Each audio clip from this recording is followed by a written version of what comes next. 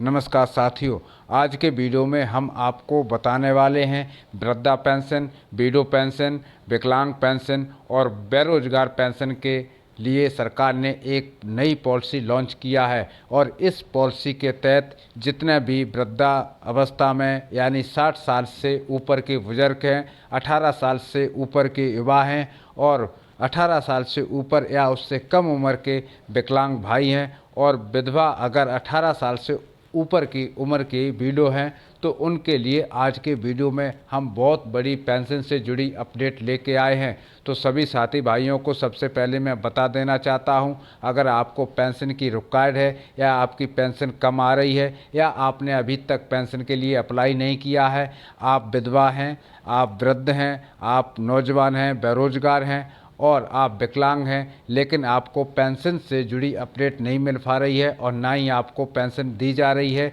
अगर मिल भी रही है तो नाम के लिए पेंशन मिलती है। अगर साल में 2 महीना पेंशन आ जाती है तो 4 महीना के लिए पेंशन बंद हो जाती है। क्या इसका सबसे बड़ा रीज़न है? आज के वीडियो में हम आपको एक एक पॉइंट कवर करने वाले हैं। चाहे आप वृद्धा पेंशन के लिए अप्लाई किए हुए बैठे हैं लेकिन अभी तक आपके खाते में पेंशन अपडेट नहीं हुआ है, उसी तरह से जितने भी हमारे बेरोजगार युवा भाई हैं जिनकी उम्र 18 साल से ऊपर हो चुकी है, उनको आज भी पेंशन नहीं मिल पा रहा है। तो आखिरकार सरकार की जो नई पॉलिसी है उसके तहत कितनी पेंशन देने का प्रावधान रखा गया है, अलग अलग राज्यों में अलग अलग स्कीम के तहत कौन कौन सी पेंशन लागू हैं, पूरी जानकारी आज के इस डिटेल वीडियो में बताने वाले हैं। अगर आप ये पूरा डिटेल वीडियो देख लेते हैं तो आपके जितने भी मन में सवाल चलते हैं कि मेरी पेंशन इतनी कम क्यों आ रही है, आखिरकार मेरी पेंशन कब बढ़ेगी और आपकी अभी तक पेंशन नहीं बनी है तो आप कैसे अपनी पेंशन बनवा सकते हैं, ये सारे डाउट आपके इस वीडियो से कवर होने वाले हैं। तो वीडियो को अंत तक देखें और जितने भी हमारे युवा, वृद्ध और नए भाई इस चैनल के माध्यम से हमसे जुड़ रहे हैं उन सभी से हाथ जोड़ करके एक अपील है कि चैनल को ज़रूर सब्सक्राइब कर लें, बेल आइकन को ऑल पर प्रेस कर दें। जब भी सरकार की तरफ से पेंशन संशोधन में कोई भी पॉलिसी लॉन्च होती है तो सबसे पहले आपको हमारे इस यूट्यूब चैनल के माध्यम से देखने के लिए मिल सकती है। चलिए दोस्तों, बिना समय वेस्ट किए हुए आपको एक एक स्कीम के बारे में बताते हैं। दोस्तों, आपको बता दें कि सरकार ने जो ये पॉलिसी है, अगर 2000 एक्ट 2005 के तहत सबसे पहले मैं बता रहा हूँ, यानी बेरोजगार पेंशन, और इस बेरोजगार पेंशन लेने के लिए आपकी उम्र 18 साल होना चाहिए। 18 साल से अगर आपकी आयु कम है तो आपको कोई भी रोजगार लागू नहीं होता है और बेरोजगार तभी आप होते जब 18 साल से अब आपकी एज हो जाती है और फिर भी आपको बेरोजगार पेंशन नहीं मिल रही है तो कैसे मिलेगी उस पर भी बात करेंगे। वृद्धा पेंशन, अगर आपकी एज लगभग 60 साल है और 60 साल से आपको अभी तक कोई भी पेंशन नहीं मिल रही है तो उसके लिए भी हम बताएंगे। आप विकलांग हैं लेकिन आप जन्म से विकलांग हैं या फिर आप बीच से दिव्यांग हो गए हैं, कोई भी अंग आपका कट गया है तब भी आप विकलांग ही कहेंगे। आप ऐसे में आपको कितना परसेंटेज पेंशन लागू है और आप अगर जन्म से विकलांग हैं तो आपको कितनी पेंशन लागू है, इस पर भी हम बात करेंगे। साथ ही आपको बता दें कि विधवा देश में जो विडो पेंशन का एक स्कीम है तो विडो को कितना पेंशन लागू है और जो सीनियर सिटीजन यानी 60 साल से ऊपर के जितना भी वृद्ध हमारे बुजुर्ग हैं उनको कितनी पेंशन लागू है, या जो युवा बेरोजगार हैं उनको कितना पेंशन लागू है, ये पूरी जानकारी इस वीडियो में हम एक एक करके बताने वाले हैं। साथियों, आपको बता दूं, बेरोजगार पेंशन भत्ते में सबसे पहले 1000 रुपये हर स्टेट में दिए जाते हैं।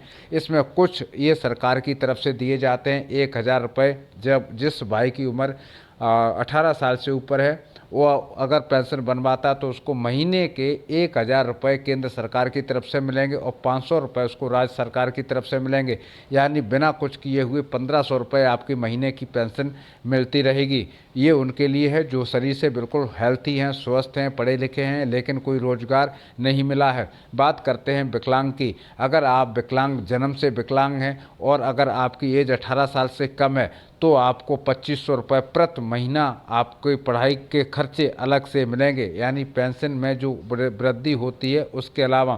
तो यानी आप जन्म से विकलांग हैं तो आपको 2500 से 3000 रुपये केंद्र सरकार की तरफ से मिलेंगे और आपको 500 रुपये राज्य सरकार की तरफ से मिलने वाले हैं। तो लगभग 3,000 से 3,500 रुपये आपको यानी विकलांग पेंशन मिलेगी। अगर आप दिव्यांग हैं, मान के चलिए 18 साल की उम्र में आपका हाथ कट जाना, पैर कट जाना यानी विकलांगता लेना, तो उसमें उस केस में आपको महीने के 2,000 रुपये सरकार की तरफ से मिलेंगे और आपको 500 रुपये राज्य सरकार की तरफ से मिलेंगे, यानी 2,500 रुपये आपको पेंशन मिलने का प्रावधान रखा गया है। उसके बाद में यदि आप विडो हैं और विडो की उम्र 18 साल से ऊपर है और 25 साल से कम है, तो ऐसे में उस विडो को 3,000 रुपये देने का प्रावधान बताया गया है। ये राज्य सरकार की तरफ से नहीं, ये केंद्र सरकार की तरफ से 3,000 रुपये देने का प्रावधान है और 1,000 रुपये राज्य सरकार की तरफ से देने का प्रावधान है। ये विडो पेंशन है